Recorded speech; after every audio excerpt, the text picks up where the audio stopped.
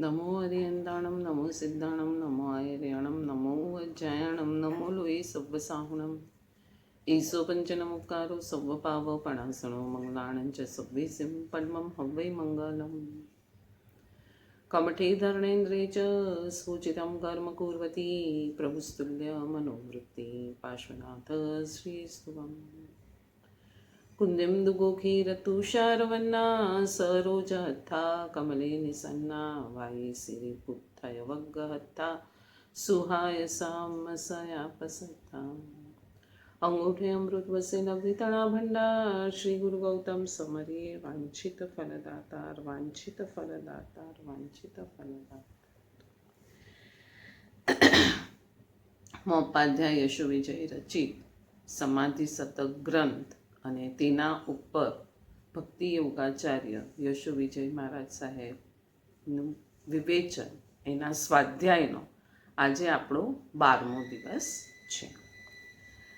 કાલે આપણે જોયું આનંદગંજી મહારાજ સાહેબની એક કડી આપણે જોઈ, પ્રવચન અંજન જો સદગુરુ કરે દેખે પરમ નિધાન, જીનેશ્વર હૃદય નયન નિહાળે જગધણી મહિમા મેરુ સમાન. અહીંયા આપણે એમ જોયું, કાલે આપણે જોતા હતા કે પ્રવચન અંજન આપણે બે ધારાને જોઈ. કાલે બે ધારામાં આપણે શું જોયું? એક ધારા આવી કે પ્રવચનને સાંભળતા સાંભળતા ઘૂંટતા ઘૂંટતા અંતર સ્તર પર જો સાધક જાય છે તો એ કંઈક પામે છે, એટલે કે સમ્યક દર્શન તરફની યાત્રા શરૂ થઈને સમ્યક દર્શન પામે છે.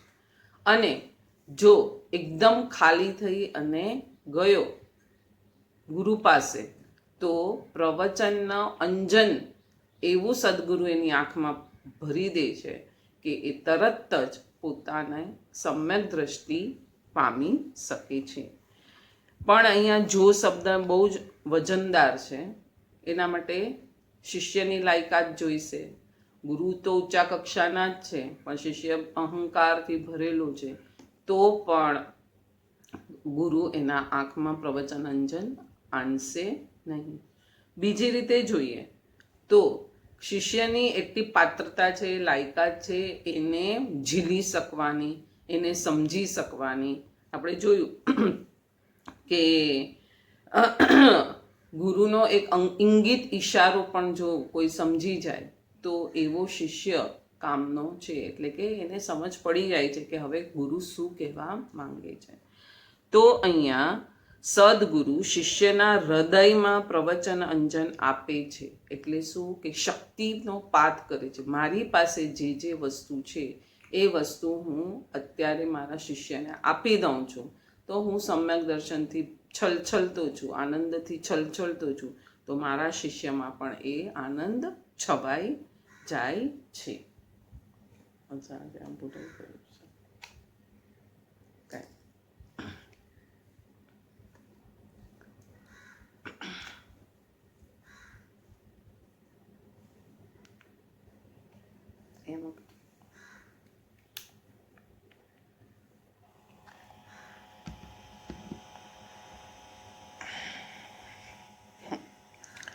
તો મારા શિષ્યમાં પણ આ આનંદ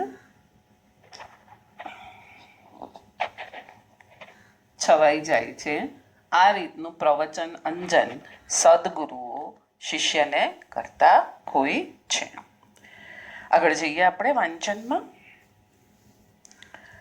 આ બંને માર્ગો દ્વારા સાધક તદ્દ્રષ્ટિક એટલે કે પ્રભુ દ્રષ્ટિક બને છે, અને એને જોયા પછી એને બીજું કાંઈ પણ જોવું ગમતું નથી. આ પ્રભુ દ્રષ્ટિકતા માટે જોઈએ પ્રભુ પરાયણતા. ભગવદ્ ગીતા 2 મજાના ચરણો પછી ત્રીજા ચરણ રૂપે પ્રભુ પરાયણતાને મૂકે છે. પહેલો છે સંયમ. સંયમ એટલે કંટ્રોલ ના, અહીંયા થોડું અલગ લેશું. કંટ્રોલ પણ કયા પ્રમાણેનો કંટ્રોલ.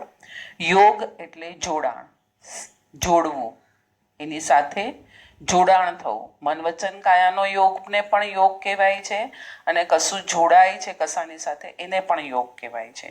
અને ત્રીજી આવશે પ્રભુ પરાયણતા. ભગવદ્ ગીતાના આ 3 જે સ્ટેપ્સ છે એને હવે આપણે સમજવાની કોશિશ કરીએ. પહેલું ચરણ છે ઇન્દ્રિયો અને મન સાધકની પાસે છે, પણ તેનો ઉપયોગ પ્રભુની આજ્ઞા પ્રમાણે જ કરાય. આ છે સંયમ. આપણે સંયમને શું માનીએ છીએ? કંટ્રોલ કરવો. આપણે ના પાડીને કે ના કંટ્રોલ કરવો નથી અહીંયા, પણ એને બેફામ રીતે વર્તવા પણ દેવાની નથી, એ કંટ્રોલ કરવાનો છે. પણ પ્રભુની આજ્ઞા પ્રમાણે તમે ઇન્દ્રિયને વાપરો, કંઈ વાંધો નથી. આને કહેવાશે સંયમ. એના પર હજી આગળ લે છે આંખો વડે શું જોવાનું? તમે ચાલો છો ત્યારે ઇરિયાને શોધવામાં તમારી આંખો વપરાય છે. ચાલતી વખતે આપણે જે આપણો પગ હમણાં અહીંયા નીચે છે જમીન પર, તો એના 1.25 હાથ આગળ સુધી દ્રષ્ટિ રાખી અને આપણે ચાલવાનું છે. એટલે જોતી વખતે આવી રીતના તમારી દ્રષ્ટિ ત્યાં નીચે જોઈશે. તો જ્યારે તમે ચાલો છો ત્યારે ઇરિયાને શોધવામાં તમારી આંખો વપરાય છે. ઇરિયાને શોધવામાં એટલે જમીન પર કોઈ જીવજંતુ છે કે નહીં, એ બાહ્ય દ્રષ્ટિ થશે. અને અંદરની દ્રષ્ટિ થશે કે મારું જ્ઞાન અને જોઈ રહ્યું છે, તો એને પકડીને જ ચાલે છે. તો ચાલતી વખતે પણ એ જ્ઞાનનો આધાર છોડતું નથી. દૂસરા પ્રમાણ જમીનને દૂસરા એટલે આટલું ડિસ્ટન્સ, આટલા ડિસ્ટન્સને જોતો જોતો સાધક ચાલે છે ત્યારે કેટલી ઘટના ઘટે છે? 3 ઘટના ઘટે છે. જ્યારે તમે નીચી દ્રષ્ટિ ઇરિયા સમિતિની પાડતા પાડતા ચાલો છો ત્યારે 3 ઘટના ઘટે છે. ધ્યાન, દ્રષ્ટાભાવ અને દ્રષ્ટિ સંયમ. સાધક માત્ર જુએ છે. ઉત્તરાધન સૂત્ર કહે છે તેમ સાધક તે વખતે ઇરિયામય, ઇરિયા પુરસ્કૃત હોય છે, માત્ર ઇરિયામાં જ એનું ચિત્ત હોય છે. તે સમયે તે સાધક કહેવાય છે. શેમાં છે એનું ચિત્ત? ઇરિયાના પાલનમાં. વ્યાખ્યાન વખતે બી અશ્વવીજી મા સાહેબ કીધું હતું કે ત્યારે તમારે કોઈ ચિંતવન, મનન, નૌકાર, મંત્ર કંઈ જ ગણવાનું નથી, ખાલી ઇરિયા સમિતિનું પાલન કરવાનું છે. પણ ઇરિયા સમિતિના પાલનમાં પણ કઈ રીતે કરવાનું છે? બાહ્યથી પર જીવને બચાવવાની પ્રક્રિયા થશે ને અંતરથી તમારી અંદર જ્ઞાન જે છે એને પકડવાની ક્રિયા થશે. આ 2 ક્રિયા એ ઇરિયા સમિતિ છે. એનું રિઝલ્ટ શું છે એ બી આપણે જોશું. માત્ર જોવાનું, એકાગ્રતા રૂપ ધ્યાન મળ્યું, કોન્સન્ટ્રેશન વધી ગયું. દ્રષ્ટાભાવ, રૂપ સાધના મળી, દ્રષ્ટાભાવ થઈ ગયો, એની સાધના મળી. ને આંખો ચોક્કસ પ્રમાણ કરતા વધુ ન ખુલતી હોય એટલે દ્રષ્ટિ સંયમ આવી ગયો. એટલે 3 વસ્તુ થઈ. એક એકાગ્રતા, કોન્સન્ટ્રેશન વધ્યું. નહીતર પેલું જપ ચાલત તો જપમાં બી મનોવર્ગણા ને વચન વર્ગણાનું કંઈ ને કંઈ કાર્ય થાત. આ એક જ કાર્ય થઈ રહ્યું છે. એટલે એકાગ્રતા વધી. પછી દ્રષ્ટા ભાવ કેળવાયો. હવે તમે ખાલી જ્ઞાતા દ્રષ્ટા ભાવમાં છો, બીજા કોઈ ભાવમાં નથી. અને આંખ આનાથી વધારે ખુલતી નથી, આજુબાજુ શું ચાલી રહ્યું છે એ તમને ખબર નથી. એટલે ત્રીજી વસ્તુ થઈ, દ્રષ્ટિ સંયમ કેળવાઈ ગયો. તો આ 3 રીતે જીવ જ્યારે ઇરિયા સમિતિનું પાલન કરે છે ત્યાં આ ભાવ એને ફાયદો થાય છે. હવે આગળ લે છે દ્રષ્ટા ભાવ માટે. પાછું કહે છે કે અધ્યાત્મ ઉપનિષદમાં એક શ્લોક છે, દ્રષ્ટા માત્ર જોવાની પળોમાં રહે. શું કીધું? દ્રષ્ટા માત્ર જોવાની પળોમાં રહે તે જ મુક્તિ છે. કેમ? અને દ્રષ્ટાનો દ્રશ્ય સાથે એકાકાર થવું તે જ સંસાર છે. કેમ? 2 વસ્તુ આવી. દ્રષ્ટા ફક્ત નીચે જોવાની પળોમાં રહે છે તો ઉપરની 3 ઘટના થઈ ગઈ. ધ્યાન થઈ ગયું, દ્રષ્ટા ભાવ થઈ ગયો, અને ત્રીજું થયું સંયમ થઈ ગયો. હવે જ્યારે દ્રષ્ટા બહાર જુએ છે, બહાર એટલે કે નીચે જે ઈર્યાપથિકી પાડવાની છે ઈર્યાપથિકી નથી પાડતો અને આજુબાજુ જોઈને ચાલે છે તો એને સંસાર કહી દીધો. નીચે જીવ મરવાનો છે કે નહીં એના કરતાં પણ વધારે જીવ કદાચ મરી બી જશે, તમારું ધ્યાન નથી તો જીવ કદાચ મરી પણ જશે, પણ એના કરતાં વધારે શું થયું ગેરલાભ? તમારું દ્રષ્ટાભાવ જતો રહ્યો. તમે તમને બી જે ઓળખતા હતા એ પણ જતો રહ્યો અને બહારની વસ્તુમાં તમે જ્યારે ભળી જાઓ છો ત્યારે શું થઈ જાય છે? રાગાદી ભાવ થઈ જાય છે. એટલે કર્મબંધની શૃંખલા ચાલુ થાય છે. આને કહેવાય છે સંસાર. જો કે શ્લોકમાં શબ્દ છે ભવ ભ્રમ. નૈશ્ચયિક દ્રષ્ટિએ તો સંસાર જેવું છે જ શું? જો બહુ ફાઇન કે છે. નિશ્ચયની દ્રષ્ટિએ સંસાર અને મોક્ષ એવું કંઈ છે? નિશ્ચય દ્રષ્ટિએ આત્મા તો કર્મથી મુક્ત જ છે. આત્માને તો કોઈ બંધનો ક્યાંય છે જ નહીં. તો આત્મા તો અંદર શુદ્ધ બુદ્ધ નિરંજન નિરાકાર એકદમ ચોખ્ખો જેવો છે એવો જ પડ્યો છે. આત્મામાં તો કોઈ મેલ કે કંઈ કશું છે નહીં. એટલે નિશ્ચયની દ્રષ્ટિએ તો સંસાર જેવું છે જ શું? તમે તો મુક્ત જ છો, તમે અખંડ અલિપ્ત જ છો. કર્મો તમને કઈ રીતે બાંધીને રાખી શકે? જો કર્મ બાંધીને રાખતા હોત તો પછી એક જ ગતિમાં જકડીને રાખત ને. પરંપરા કેમ બદલાયા રાખે છે?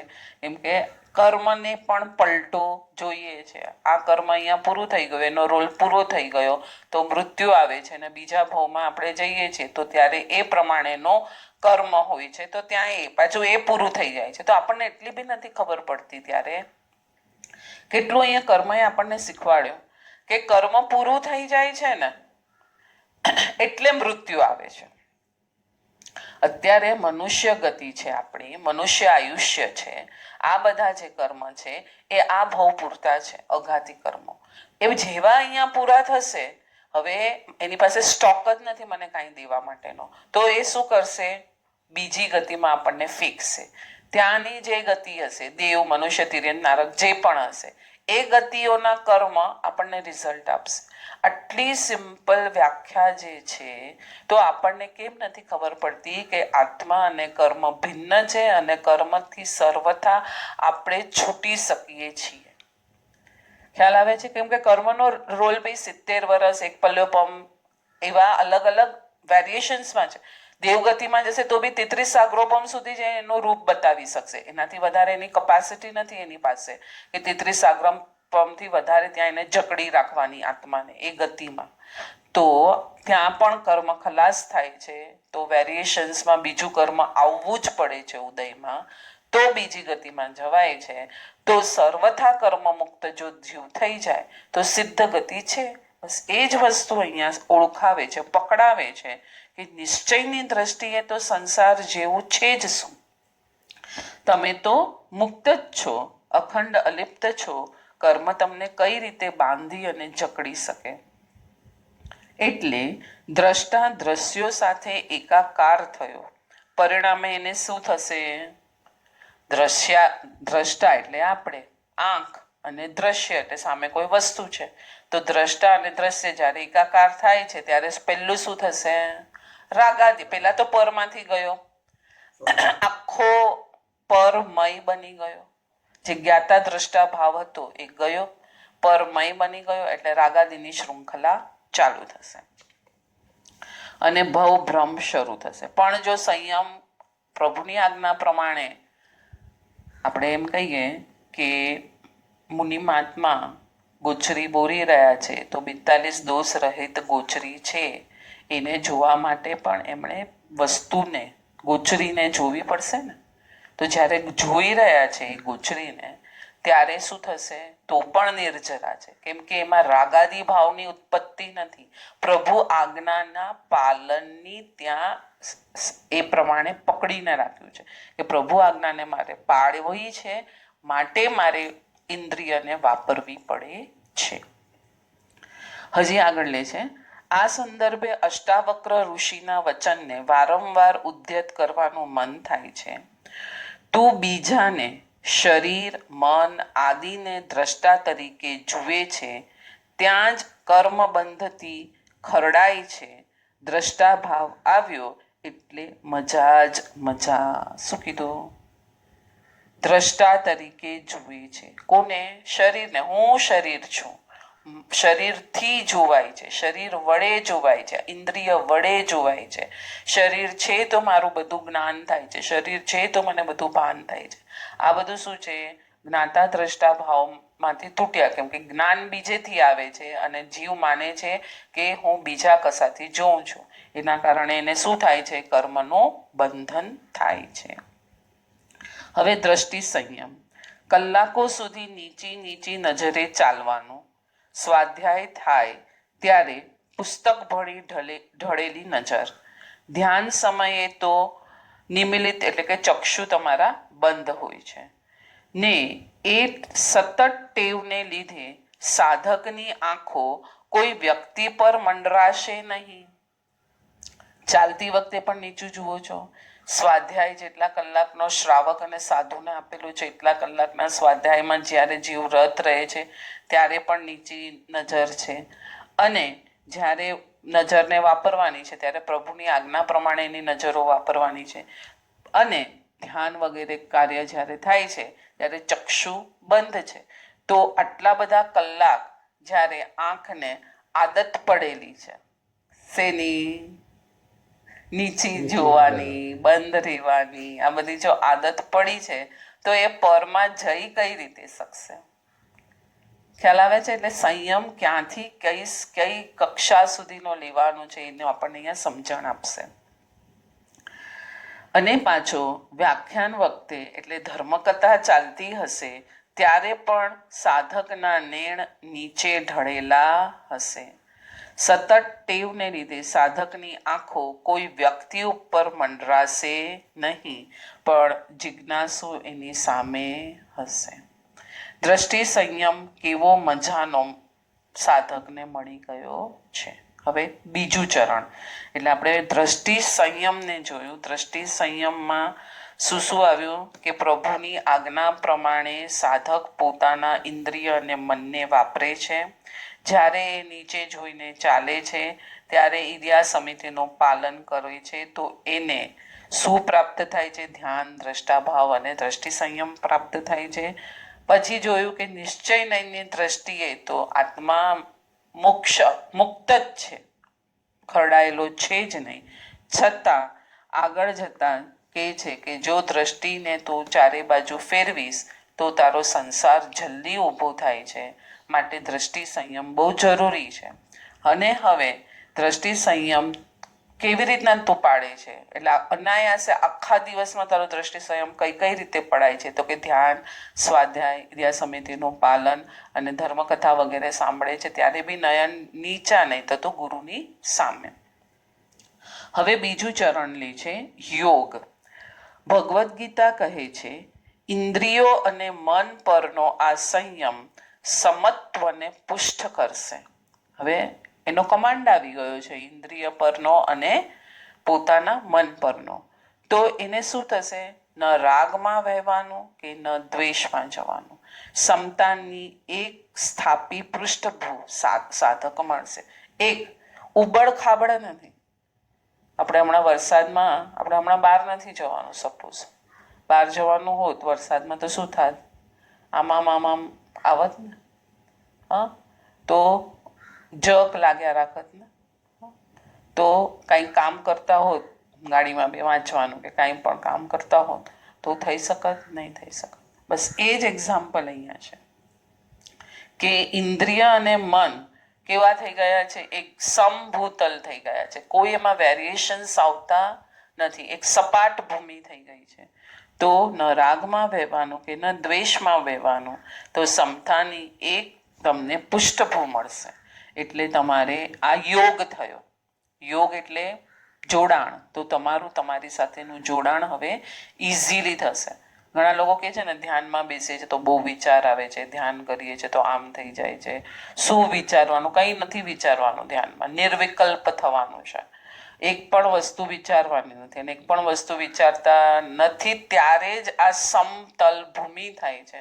અને જેવી સમતલ ભૂમિ થાય છે એવો સાધક અંદર જતો રહે છે. હવે ત્રીજું ચરણ છે પ્રભુ પરાયણતા. સમત્વની આ ઘેરાશ સાધકને ભક્તિ ભક્તનો દરજ્જો આપે છે. ભક્તની વ્યાખ્યા બહુ સરસ આપી અહીંયા. એટલે પહેલું સ્ટેપ્સ આવ્યું સંયમ. સંયમથી શું મળ્યું? સમત્વ. અને સમત્વથી એ ભક્ત બને છે. આપણે કહીએ ને આ ભક્ત છે, તો ભક્તની પહેલા 3 સ્ટેપ્સ એને પસાર કરવા પડશે. પ્રભુપરાયણતા એ સાધકને પ્રભુની, બહુ ફાઇન કહે છે, પ્રભુની દિવ્ય દ્રષ્ટિના તમને અધિકારી બનાવ્યા. શું કીધું?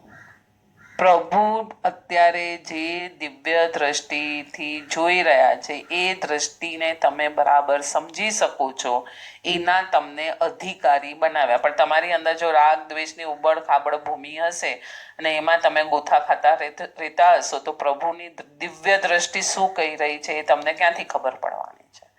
તો અહીંયા પ્રભુની દિવ્ય દ્રષ્ટિના તમને અધિકારી બનાવ્યા, સાધક બન્યો. તદ દ્રષ્ટિ, પ્રભુ દ્રષ્ટિ. આ પ્રભુ દ્રષ્ટિ એ જ છે આંતરદ્રષ્ટિ.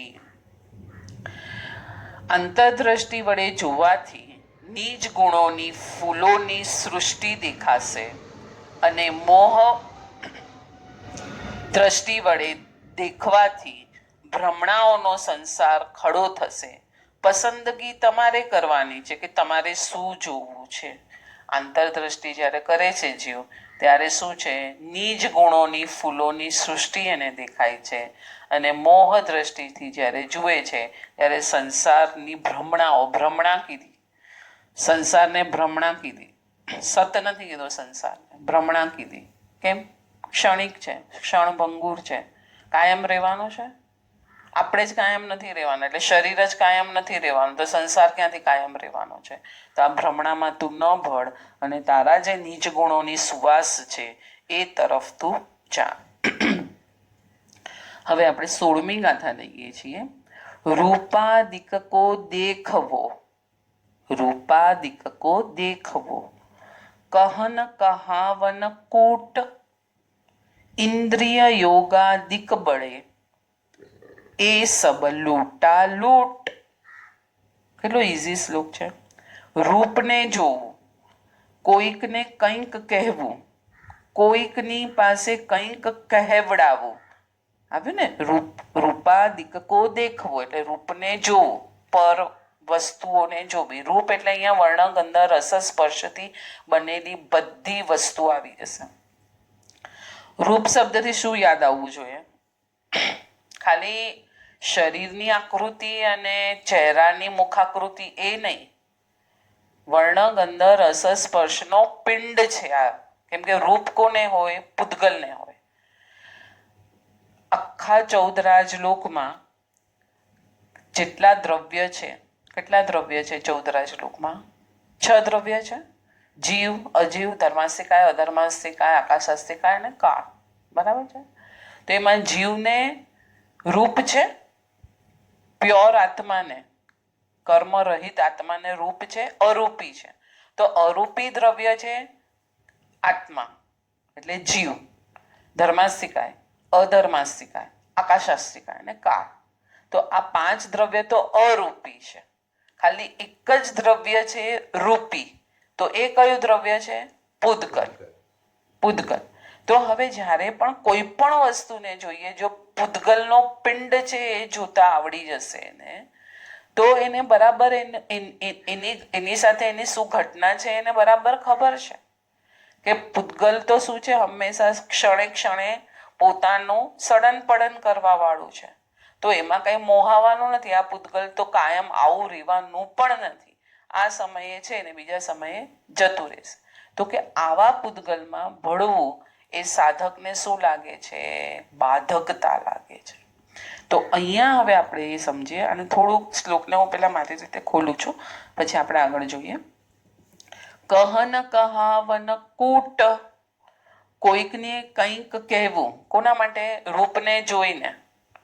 કોઈના માટે કંઈક કહેવું, કોઈને કંઈક કહેવડાવવું, અથવા તો કોઈકને કંઈક કહેતા રહેવું. કોના માટે? તો કે પૂતગલોને જોઈને. બરાબર છે? વિભાવોમાં આ રાજવાનું એ ઇન્દ્રિય અને મન વચન કાયાના યોગ વડે આત્મધનની લૂંટાલૂંટ નથી. તો શેમાં તમારું ધન લૂંટાય છે? તમારી અંદરની જે જ્યોતિ હર સમયે તમને જોવા માટે નીકળી રહી છે, એ તમે શેમાં લૂંટાવો છો? એક તો પરમાં તમે જોયું, પછી કોઈકને જોવાનું કીધું, પાછું બીજાને પણ જોવાનું કહેવડાવ્યું આપણું કે ભાઈ અહીંયા તમે આ વસ્તુ બહુ સારી છે, લેવા જજો, આમ છે તેમ છે. એના જ વર્ણનો, એની જ ગાથાઓ, રાજકથા, ભક્ત કથા, બધી ભોગ કથા, આ જ કથાઓ ચાલે છે. એ તમે શું કરો છો? આત્મધનને લૂંટાવાની વાત કરો છો. આ વખતે તો લોકડાઉન છે ને એટલે સારું છે ને, નહીંતર અત્યારે તો શું હોય, સેલની હાઈએસ્ટ સિઝન હોય ને, હા, તો બધાના વોટ્સઅપ પર શું મેસેજો ફરતા હોય, અહીંયા સસ્તું છે ને, અહીંયા સારું છે ને, અહીંયા કલર કોમ્બિનેશન સારા છે ને, અહીંયા આમ છે ને, અહીંયા આમ છે. આ શું છે? રૂપાદિકની ચર્ચાઓ. બીજું શું છે? પોતે જોયું, બીજાને જોવા જવાનું કીધું, કોઈ વોટ્સઅપ દ્વારા કહેવડાવ્યું. આમાં સૂક્ષ્મતા શુદ્ધિ લેવું છે ને, સૂક્ષ્મતા શુદ્ધિ હજી જો આપણે લેવું છે ને, તો ત્યાં સુધી બી આપણે લઈ શકશું. પર્યુષણ આવશે ને હવે, અત્યારે પર્યુષણ પર્વ, મહાપર્વ આવશે. સ્થિર થવાનું પર્વ છે, અંદર જવાનું પર્વ છે, બરાબર છે. એમાં પણ આપણે રૂપાદિકની ચર્ચાને કેવી રીતના પ્રધાનતા આપીએ છીએ ખબર છે? હા, અજ્ઞાનતા રૂપાદિકની ચર્ચાને કઈ રીતે પ્રધાનતા આપી દે છે ખબર છે? શું બનાવવું પર્યુષણમાં, હા, એની રેસિપીઓના લિસ્ટ આવશે હવે વોટ્સઅપ પર, ઢગલે ઢગલા એ બનાવો. એવું ક્યારે આવ્યું કે પર્યુષણમાં પહેલા દિવસની આરાધના છે, હા, એ દિવસે અંદરનો મેલ આટલો તમે કાઢી શકો છો, એની રેસિપી આ છે. એવું તો આજ દિવસ સુધી મને વોટ્સઅપ પર નથી આવ્યું. એટલે મને આમ હસવું આવે કે દ્રષ્ટિ હજી આપણે કેટલી બહાર જ છે, બહારની બહાર જ છે. અને લોકો એને પાછા શું કહે, ઓ જો મારી પાસે શું રેસિપી છે, મારી પાસે તો લિસ્ટ તૈયાર છે, હું લિસ્ટ પ્રમાણે બનાવું. પર્યુષણ આવે એટલે આ લિસ્ટ પ્રમાણે અમારા ઘરમાં આ બધું બને. અરે, આ બનાવવા માટે પર્યુષણ આવ્યા છે કે તારી અંદરનો મેલ કાઢવા માટે પર્યુષણ આવ્યા છે? અહીંયા એક એક શ્લોક છે ને, આપણી પાસે એટલો સમય બી નથી. આપણી પાસે પર્સનલ સમય તો આપણો છે, આપણે ઘણી વાર ડિસ્કસ કરતા હોઈએ છીએ આને ડીપમાં, પણ આપણે અત્યારે જે કાર્ય લીધું છે કે રોજ યુટ્યુબ પર આ નાખવાનું છે, એમાં આટલું બધું ડિસ્કસ નથી કરી શકતા આપણે. પણ આમાં આ બધી વિચારણા લેવા જેવી છે કે મહાપર્વ આવ્યો છે તો પૂતગલમાં રમવા માટે નથી આવ્યો. પૂતગલમાં રમવાનું હજી લઉં આગળ થોડું. 8 દિવસની 8 સાડીઓ લેશે, 8 નવા દાગીનાના સેટો લેશે, આ દિવસે આ પહેરીશ, આ દિવસે આ. પછી એમાં નામ શું આવે ખબર છે? પ્રભુ પાસે તો આપણે, અમારા સામાયિકમાં કે અમે લોકો ઘણી વાર પ્રભુ પાસે તો આપણે ઠાઠમાઠથી જવાનું છે ને. અરે, તો તારી પાસે જૂની સાડીઓ બધી શું ફાટી ગઈ છે કે ના? Latest fashion. એટલે આખી દ્રષ્ટિ આપણી બહારની બહાર રૂપાદિકને ભોગવવામાં જ પડી છે, અને ધર્મના નામે પણ આપણે એને માણી લઈએ છીએ. પાછી 16મી ગાથાનું વિવેચન લઈએ છીએ. પહેલે કાંઠેથી તમે વાંસળી વગાડો છો અને આ કાંઠેથી હું સાંભળું છું. આકર્ષણ અનુભવાય છે, પણ મને તરતા આવડતું નથી. અહીંયા એક બંગાળી કવિનો શ્લોક લીધો છે ગુરુજીએ. એનું વિવેચન એમ છે કે એક નદીનો કાંઠો છે, નદી છે, આમ વહી રહી છે, આ કાંઠે કોઈ વાંસળી વગાડી રહ્યું છે, આ કાંઠે કોઈ સાંભળી રહ્યું છે, અને મને તરતા આવડતું નથી, પણ મને આકર્ષણ છે. બરાબર સંભળાય, તાલ આવે, એનું એ જોવાય, એની સાથેનું મિલન થાય, આ આકર્ષણ છે મને. ભક્તનું કથયિત્વ પણ આ જ હોય છે. પેલે પાર છે પરમ પ્રિય પ્રભુ, આ પાર છે પોતે. આકર્ષણ અનુભવાય છે પરમ પ્રિયનું. એમ પણ લાગે કે એના વિના તો હવે મને ચાલશે જ નહીં, ને છતાં આ કાંઠો છૂટતો પણ નથી. આકર્ષણ આનું છે, આના વગર ચાલશે પણ નહીં, આની જ મને તલપ છે, પણ આ છોડી પણ નથી શકતો. હા, ભક્ત એમ નહીં કહે કે મને તરતા આવડતું નથી. કારણ કે ભક્તને ખ્યાલ છે કે તારનારો તો એ બેઠો જ છે, ભલે ને પોતાની શક્તિ પર તરવાનું સંભવિત ન હોય. બસ એટલે પરમ પ્રિય પ્રભુ શું કહી રહ્યા છે એનો તાલ જો તમને સાંભળતા આવડી જાય તો એ જ તમને તરતા નથી આવડતું ને તો આ કાંઠેથી આ કાંઠે તરાવીને ખેંચીને અહીંયા મૂકી દેશે. ભક્તમતી મીરાની કેફિયત તો થોડી પાછી એનાથી અલગ છે. સંસારનો સાગર જ જો સુકાઈ ગયો તો તરવાની ચિંતા કોને? હા, પાછી મીરાની અહીંયા વાત શું મસ્ત છે કે હવે સંસારનો સાગર જ નથી, અહીંયા તો પેલાને સંસાર છે, હજી થોડું સંસારનું આકર્ષણ છે, કર્તવ્ય છે, કંઈક બધી ભૂમિકાઓ ભજવવાની છે, તો હજી આ સંભળાય છે તો ખેંચાય તો છે પણ તરી નથી શકતો. પણ મીરા જેવા ભક્ત કવિઓ તો શું કહે છે કે સંસારનો સાગર જ સુકાઈ ગયો તો મને તરવાની ચિંતા કેની? કોણે કર્યો આ ચમત્કાર? તો ભક્તને બેઉ બાજુ મજા છે, તરવાનું હોય તોય ચિંતા નથી કેમ કે તારનાર ઊભો છે. અને ભવસાગર રેત સાગરમાં જો પલટાઈ ગયો હોય તો ચાલવાની એ ફિકર નથી, એ જ ચલાવીને લઈ જશે. કેટલા નિસ્પૃહ થઈ ગયા હશે આ જીવો કે એ લોકોને પ્રભુમાં કેટલી શ્રદ્ધા અને કેટલું સમર્પણ ભાવ. ખાલી શ્રદ્ધાથી કંઈ નથી ચાલવાનું, સમર્પણ ભાવ બી જોઈશે. શ્રદ્ધા આપણે પ્રભુમાં ડુબાડીને રાખીએ અને સમર્પણ ભાવ આપણો તો સંસાર તરફ છે તોય નથી થવાનું. શ્રદ્ધા અને સમર્પણ એક બાજુ ઝૂકશે તો જ કાર્ય થવાનું છે. મને શ્રદ્ધા છે કે ક્રોસિન લેવાથી તાવ ઉતરશે, આ મારી પાક્કી શ્રદ્ધા છે. પણ ડૉક્ટરના રૂલને સમર્પણ નથી. ઠંડુ પાણી પીવું છું, આઈસ્ક્રીમ ખાઉં છું, દહીં ખાઉં છું, આવું બધું ખાઉં છું તો શું તાવ મટશે? નથી મટવાનું. એટલે સમર્પણ પણ જોઈશે. મોપાધ્યાય શ્રી યશો વિજય મહારાજ સાહેબે પરમ તારક શ્રી અરનાથ પ્રભુની સ્તવનામાં તારક તરીકેની પ્રભુની ભક્તિ પર કેવી શ્રદ્ધા રાખી છે કે સંસારનો બિહામણો અફાટ સમંદર અને સાધનાની નાનકડી નાવડી તો તોફાન ઉપડે તો સંસાર આટલો મોટો અફાટ સમંદર છે અને એમાં તોફાનો તો આવવાના જ છે 100%. અને સાધકની પરીક્ષા તો ત્યારે જ થાય છે જેવું એ એન્ટર થાય છે સાધનામાં, એવો જ આપણે એનો ઉપસર્ગ કદી કેવો નહીં. પરિસર આપણા માટે ઉપસર્ગ પરિસર શબ્દ છે જ નહીં. ઘણા લોકો કે આમ કર્યો તો આ ઉપસર્ગ આવ્યું, નહીં. ઉપસર્ગ અને પરિસરની વ્યાખ્યાની કક્ષા બહુ ઊંચી છે. એટલે આપણા માટે કંઈક પરીક્ષાની ઘટનાઓ આવી એમાંથી પાસ થતા જવાનું છે, આ બહુ જરૂરી છે. એટલે જ્યારે તમે સાધનાના જગતમાં પ્રવેશ કરો છો તો ત્યારે તમારી નાવ મોટા સમુદરમાં આવી ગઈ છે અને નાની નાવ મોટા સમુદ્રના તોફાનને કદાચ ઝીકી પણ નહીં શકે. પણ અહીંયા આપ્યું છે નાની સી સાધનાની નાવ, પ્રારંભિક સાધકની સાધના, થોડો તપ, થોડો જપ અને વધુ અહંકાર. તપ જપ મોહે મહા તોફાને, નાવ ન ચાલે માને રે. અને હવે આમાં નાવ ચાલશે જ ક્યાંથી? કઈ નાવ સારી, મજબૂત કઈ નાવ? લોખંડની નાવ કે લાકડાની નાવ? જ્ઞાનસારમાં એક અષ્ટકમાં સરસ ઈશારો કર્યો છે. આમ અહંકારની મજબૂત નાવમાં તું જપ તપ કરે તો કેવી રીતના દરિયામાંથી પાર થશે? એકદમ હળવો ફૂલ થઈ જાય, રૂ જેવો. આમ આમ હવા આવે તો આમ જતો રહે ને આમ હવા આવે તો આમ જતો રહે. ગુરુ કે આમ તો આમ, પ્રભુ કે આમ તો આમ, આમ તો કર્યા રાખે તો શું થઈ જાય? તારી નાવ પાર પડી જાય છે. આ પરિસ્થિતિનો હલ શું હોઈ શકે? સુકાન પરમાત્માને સોંપી દેવું એ જ એકમાત્ર હલ હોઈ શકે. પરમાત્માને કહી દઈએ સાધનાની આ નાવ, એને તું હંકાર.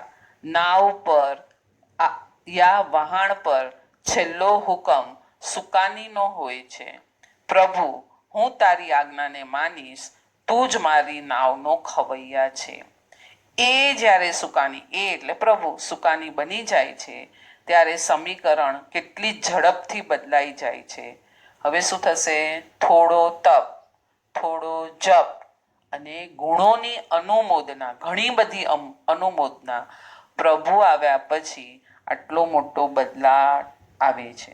હવે ભક્ત કેવો શ્રદ્ધાથી વિનિત બને છે, પણ નવી એક મિનિટ ભક્ત કેવો શ્રદ્ધાન્વિત બને છે. હવે ભય કેવો, હવે એને શ્રદ્ધા પાકી થઈ ગઈ કે મારી નાવ તો કોના હાથમાં છે? પ્રભુના હાથમાં છે. મધ દરિયે ડૂબતી વ્યક્તિને હાથ પકડીને ઉગારવામાં સમર્થ કુશળ વ્યક્તિના હાથમાં હવે નાવ આવી ગઈ છે. તો હવે મારે ડરવાનું શેનાથી? કોનાથી ડરવાનું? શા માટે ડરવા? જો કે ચિંતા તરવાની નથી.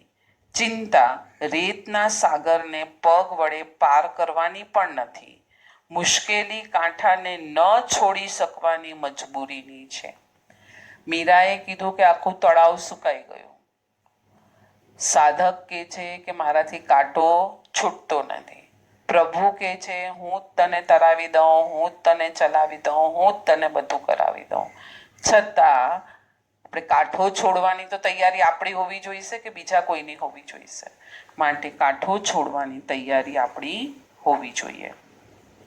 અનાદિના સંસ્કારો મને રાગ, દ્વેષ અને મોહની દુનિયામાં ખેંચી રાખે છે, જકડી રાખે છે. નાથ, તારી દુનિયામાં હું શી રીતે આવું? ખરેખર મને કંઈ સૂઝ પડતી નથી. હું શું કરું? કઈ દિશામાં હું જાઉં? રેતના અફાટ સાગરમાં પાણી માટે ઝાવા મારતા હરણ જેવી મારી દશા છે. સૂર્યના કિરણો અમુક કોણથી એટલે કે અમુક એંગલથી જ્યારે રેત ઉપર પડે છે ત્યારે પાણીનો આભાસ એટલે કે મૃગજળ કરે છે. એટલે મને એમ થાય છે કે આ પાણી છે અને હરણ ત્યાં દોડે છે. કોની પાછળ? તો કે ખોટા અને આભાસી સુખોની પાછળ. અગણિત જન્મોથી તો હું દોડ્યા કરું છું પ્રભુ. ક્યારેક તારી પાસે આવું છું ત્યારે મને આ આભાસી રમત સમજાય છે. પણ શું કરું પ્રભુ? હું પેલી દુનિયામાં જાઉં છું ને દોડનું પહેલું ચક્કર પાછું શરૂ થઈ જાય છે. કેટલી અદ્ભુત પ્રાર્થના કરી હશે હૃદયની કે જ્યારે હું તારી પાસે આવું છું, તારી સામે અમી દ્રષ્ટિ તારી જે વહી રહી છે ને હું ઝીલી રહ્યો છું, ત્યારે મને થાય છે કે આ જ સત્ય છે, આ જ કરવા યોગ્ય છે, અહીંયા જ રહેવા યોગ્ય છે. અને આખો સંસાર મૃગજળ લાગે છે ત્યારે પણ જેવો પાછો ઘરે આવું છું, જેવું તારું સાનિધ્ય છૂટી જાય છે. અહીંયા સાનિધ્ય ઘણા બધા પ્રકારે લેશું. ફક્ત દેરાસર નહીં, ફક્ત સામાયિક નહીં, ફક્ત એટલે દેરાસરમાં આ ક્રિયા કરવાની છે, સામાયિકમાં આ ક્રિયા કરવાની છે, પ્રતિક્રમણમાં આ ક્રિયા કરવાની છે. કઈ? પોતાના સાનિધ્યમાં જવાની અને પ્રભુનું આલંબન પકડવાનું. ધ્યાનમાં, જપમાં, તપમાં નમો અરિહંતાણમ જપ કરીએ છીએ ત્યારે અરિહંતનું સ્વરૂપ લાવવાનું છે અને એની સામે આ પ્રાર્થના કરવાની છે. કેટલી વાર આપણે આ પ્રાર્થના કરીએ પ્રભુને? આ પ્રાર્થના રોજ કરવાની છે. આ પ્રાર્થનાથી જ પેલો મેલ જે અંદર જામીને બેઠો છે ને એ હલશે. નહીતર આપણે આ બાજુ ક્રિયા કરશું, પ્રાર્થના રહી જશે, ભક્ત હૃદય રહી જશે, પેલો મેલ પણ એમ જ રહેશે, કદાચ વધતો પણ જશે અને આપણને એમ થાય છે કે આપણે સાચા માર્ગ પર જઈ રહ્યા છીએ. એટલે બહુ અંદરનું ચેકિંગ કરવાની જરૂર છે. ક્યારેક સ્પષ્ટ રીતે લાગે છે કે પર રૂપમાં હું ડૂબું છું એ વાત મને ગમતી હોતી નથી. બરાબર? આંતરમન કહે છે આમ ન થઈ શકે, પણ અનાદિનું અભ્યસ્ત એટલે કે ટ્રેન્ડ અનાદિકાળનું જે મેલું મારું મન છે એ પર રૂપને જોવામાં તલ્લીન બની જાય છે. પછી મારા વિભાવ ગમનની વાત હું કોકની આગળ કહેતો હોઉં છું. છે ને, ખબર છે આ કરવા યોગ્ય નથી, પણ અનાદિનો આ જ જે પ્રેક્ટિસ છે એનાથી એ શું થઈ ગયો? એમાં લીન બની ગયો અને પાછા પોતાના બધા વિભાવ, જો એ બહુ સરસ શબ્દ વાપર્યો છે, સ્વભાવની તો વાત કોઈ દિવસ કરી આપણે? સ્વભાવ મળ્યો હોય તો એની વાત થાય ને. એટલે હા, સ્વભાવની વાત તો બોરિંગ લાગે, બહુ હેવી લાગે. હા ને? અરે આમાં તો ખાલી આત્માની વાતો કરે છે. આ તો બહુ બોરિંગ વ્યાખ્યાન છે. જરા હસાહસ હોય, જરા આમ હોય, જરા આમ હોય, જરા આમ હોય. એ આમ ક્યાં જતો રહ્યો 1 કલાક ખબર જ ન પડે. એટલે પરરૂપની વાતો સાંભળવી આપણને કેટલી ગમે છે. પરમાં આમ થયું ને પરમાં આમ થયું. અરે પરમાં આમ થયું, કથાનું યોગ બી આખો પર છે. એમાંથી તત્વ કાઢીને તું તારી અંદર સ્થાપિત કર તો તું સાચો સાધક. પણ આપણે તો કથાનું યોગ રસાળ ચાલતો હોય એમાં આપણે ભળી અને આપણે એને માણી આવ્યા. તો એ તો કે કોના માટે છે? તો કે પ્રસન્નચંદ્ર રાજશ્રી માટે. કોના માટે? તો કે મમણ શેઠ માટે. કોના માટે? તો કે શાલિભદ્ર માટે, ધનના સાતવા માટે, અંજના સતી માટે. બસ આ આપણે કર્યા રાખે. પણ અંદરની આપણી શું દુનિયા છે, આપણે તો આનાથી બી ખરાબ ભાવસ્થાનકોમાંથી પસાર થઈ છે. એની કથા કરો. એની કથા કરી કોઈ દિવસ? મારા વિભાવ ગમનની વાત હું કોક આગળ કહેતો હોઉં છું. બીજાની વિભાવ પરવશતાની વાતો વિસ્તારીને કોક પાસે કહેતો હોઉં છું. કોકને એ બાબતમાં આગળ વધવાનો હું નિમિત્ત બનતો હોઉં છું. ડંખે છે આ બધું ક્યારેક, અને છતાં ડંખ એટલો તીવ્ર નથી બનતો કે બધું છૂટી જાય. તારી નિગ્રહ કૃપાને અત્યારે ઝંખું છું મારા નાથ. હું વિભાવ સંબંધી કંઈક બોલતો હોઉં અને મને જીભનો લખવો કેમ ન થઈ જાય, તારી આ કૃપાને હું ઝંખું છું. કેટલી હાઈપ લઈ લીધી સાધકે કે નથી છૂટતો મારો અનાદિનો આ સંસ્કાર, તો હવે મારે આમાંથી અટકવું છે. તારી આજ્ઞા પ્રમાણેનું મારે વર્તન કરવું છે. તો જીભનો લખો સામેથી સાધક માંગી રહ્યો છે. આના પર અહીંયા અટકીએ આપણે. આજે આપણો ટાઈમ થોડો વધારે થઈ ગયો છે. જીનાજ્ઞા વિરુદ્ધ કાંઈ પણ ભૂલાયું હોય તો મિચ્છામી દુક્કડમ. હિન્દી માટે એટલું જ કે અંદર आप सब अंदर जाओ, अंदर ही सब माल पड़ा है, बाहर सब कचरा ही कचरा है. उसकी भोग की जो कथाएं कर रहे हैं हम पूरा दिन, उसमें से आप अटकिए. ऐसे कल्याण मित्र बनाइए कि जहाँ स्वभाव की ही बात होती हो. क्योंकि अनादिकाल से तो जो अज्ञानता थी, तो ऐसे ही मित्र मिले और ऐसी ही बातें सुनने मिली. कुछ पुण्य का उदय हुआ, कुछ प्रभु की दृष्टि हमारे पर पड़ी कि हमें स्वभाव की बातें जानने मिल रही है. ऐसे कल्याण मित्र बनाइए. इसके साथ आप जुड़िए. જીનાજ્ઞા વિરુદ્ધ કાંઈ પણ બોલાયું હોય મિચ્છામી દુક્કડમ. સર્વ જીવો સાતામાં હશો અને બધાની આરાધના સરસ ચાલતી હશે.